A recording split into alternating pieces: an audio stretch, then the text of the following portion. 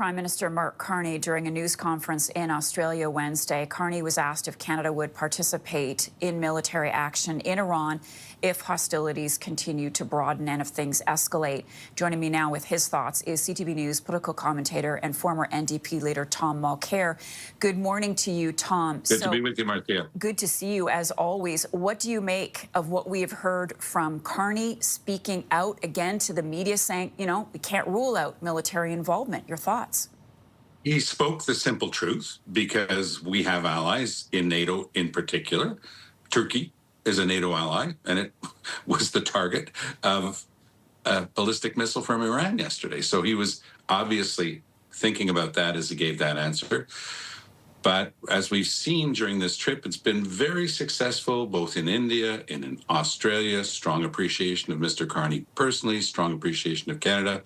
But it seems that a lot of the staff work around this and a lot of the honing of the messages has been less successful. I mean, we saw Anita Anand, who's a very good minister, but trying to backpedal with regard to some statements by senior spokespersons off the record.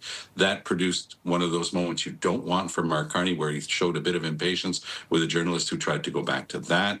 He's been so good at doing what he's best at, which is talking with other nations, being recognized as an expert on international matters, talking to other middle powers about what they can and should be doing together. It's a distraction when the rest of the work isn't done as well. So that answer that he gave should have been shortened by half, just like his answer on Saturday with regard to the war. You knew that he was speaking from his heart, Marcia. He said, look, yes, let's get rid of Iran's potential, no matter what, to have nuclear weapons. Everybody in Canada agrees with that. But he seemed to attach himself so much to the actions of Donald Trump. You have no idea where that's going to go. Trump still can't articulate what the end game is. So you have to give yourself a little bit of room. And he didn't do that. And then he tried to do it retroactively, saying, well, it's with regret and this and that. But once you've said it, you can't change it. And it's the same thing here. That became the title of a lot of newspapers across Canada. Carney doesn't rule out having the Canadian military involved.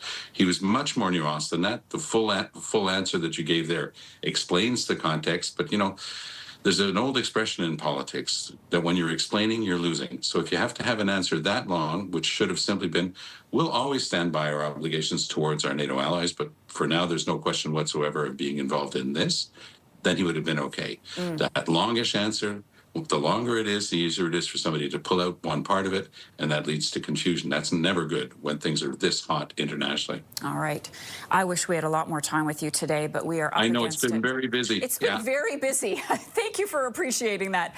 Tom Mulcair, we'll talk to you again next week. We have to take a break All just the best, ahead. Marcia. You too, my friend.